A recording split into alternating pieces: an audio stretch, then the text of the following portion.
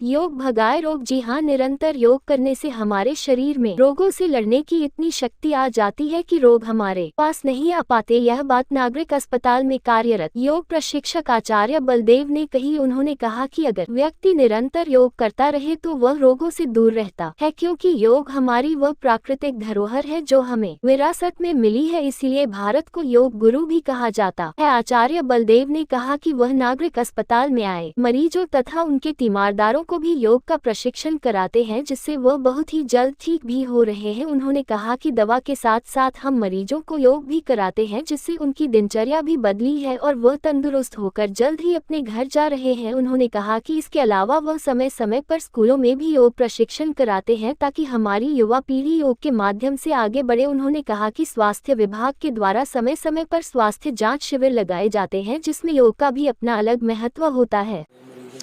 हाँ, जैसे मुझे 27/9/2022 को CMO सर की तरफ से लेटर मिला कि आप हमारे जो अपने मरीज़ होते हैं आईपीडी वार्ड में, और उनके साथ उनके आए हुए घर वाले या अभिभावक हम जिनको बोलते हैं, कि उनको डेली रूटीन में प्राणायाम योगाभ्यास सामर्थ्य के अनुसार उनको करवाएं। और उसी दिन से तो मैंने योगाभ्यास और प्राणायाम अपने मरीजों को शुरू करवाया। और फिर उसके 5-7 दिन के बाद हमें 2 योगा सहायक मिल गए, आचार्य प्रवीण जी और बहन जी साथ में जो बैठी हैं दयावती जी। तो इन 2 के आने से मुझे और सहायता मिली। तो हम जितने भी हमारे आईपीडी वार्ड हैं 4-5, उन सभी में हम अपने मरीजों को योगाभ्यास करते हैं। पहले उनको 10-15 मिनट हम लेक्चर देते हैं, योग और प्राणायाम के महत्व को बताते हैं, और फिर साथ साथ जो करने लायक है वो उनको करवाते हैं। योग कराया कितना क्या असर पड़ा?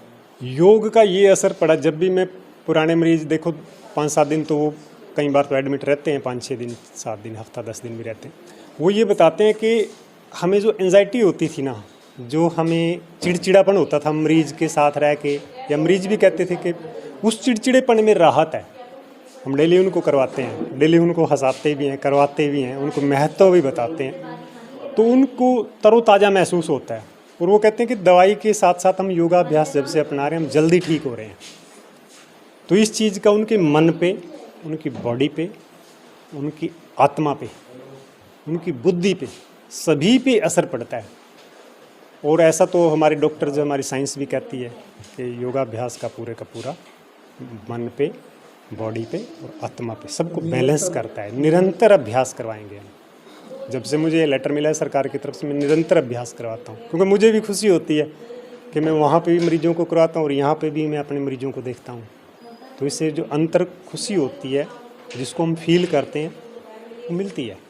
और मैं तो निरंतर अभ्यास करना चाहिए। हाँ बिल्कुल, नाश्ते के रूप में योगाभ्यास करना चाहिए। मैं तो ये कहता हूँ कि नाश्ता बाद में करें, योगाभ्यास का ही नाश्ता करें। सुबह उठते लंबे गहरे सांस लें 15 से 20, जिससे आदमी को कॉन्स्टिपेशन की शिकायत नहीं रहेगी। कोई भी है, लंबे गहरे सांस भरने से क्या होगा, जैसे हम सुबह उठते ही अगर हमें बाइक लेके या गाड़ी लेके या साइकिल लेके अपने ऑफिस जाना है, तो सबसे पहले हम उसकी हवा चेक करते हैं।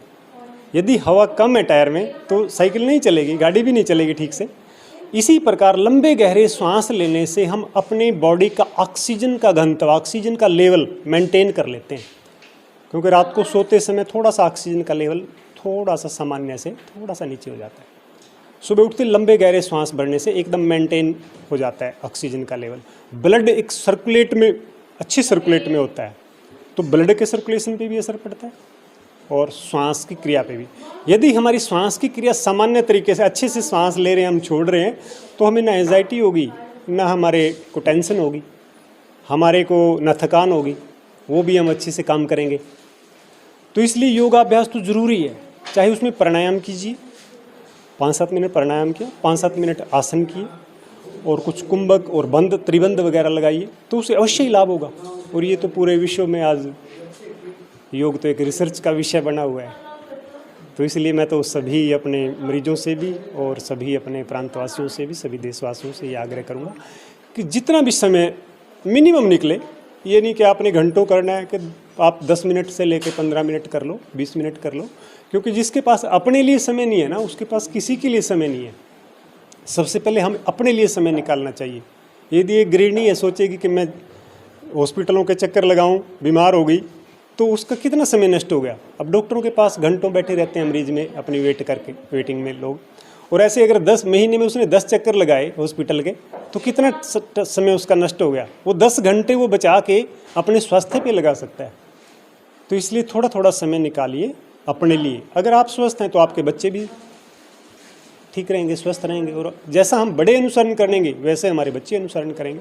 इसलिए बहुत से मरीज ऐसे आते हैं मेरे पास कि जब से मैं करती हूँ योगाभ्यास, ये करता हूँ, उनके पेरेंट्स कोई बच्चे सुबह उठा देते हैं, पापा आज योगाभ्यास नहीं कर रहे हो, आप करो। तो बच्चे भी इसी परंपरा में ढलते जा रहे हैं और उनका भी स्वास्थ्य ठीक हो रहा है। तो इसलिए मैं आप सभी को यही संदेश देना चाहता हूँ कि अवश्य ही योगाभ्यास करें।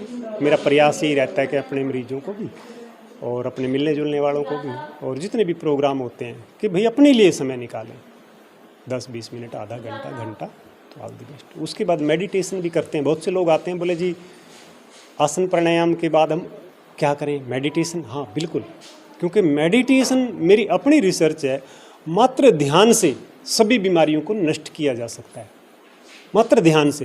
क्योंकि ध्यान करने से बॉडी में इतनी ऊर्जा बनती है कि कीटाणुओं को डैमेज करने की क्षमता रखती है। हमारी गर्माहट जो बॉडी में बनती है वो प्रत्येक बीमारी के कीटाणुओं को नष्ट करने की क्षमता रखती है। ये मेरा अपना अनुभव है। तो इसलिए मेडिटेशन भी 5 या 10 मिनट, 20 मिनट, जितने भी सामर्थ्य है उसी हिसाब से करना चाहिए। क्योंकि योग एक महाविज्ञान है, विज्ञान नहीं है, महाविज्ञान। इसलिए इसको अपना के तो हमारे ऋषि मुनि भवसागर पार कर गए, और संसारिक समस्याओं की तो बात ही क्या। इसलिए दोनों मार्ग हैं जीवन में, दोनों मार्ग अपनाने चाहिए। जैसे पति पत्नी के जीवन को संतुलित चलाए रखने के लिए पति पत्नी को बैलेंस बना के चलना पड़ता है गाड़ी की दो पहियों की तरह। इसीलिए जीवन को अच्छे से चलाए रखने के लिए हमें अध्यात्म यानी कि योग मार्ग और भौतिकता दोनों को अपना लो। भौतिकता हमें कमाना सिखाती है, अध्यात्म हमें अच्छे से जीना सिखाता है, और दोनों को बैलेंस करेंगे तो जीवन से सभी समस्याएं हट जाएंगी। तो इन्हीं शब्दों के साथ आप सभी का धन्यवाद। नमस्कार। आचार्य बलदेव, योग विशेषज्ञ, आयुष डिपार्टमेंट, झज्जर।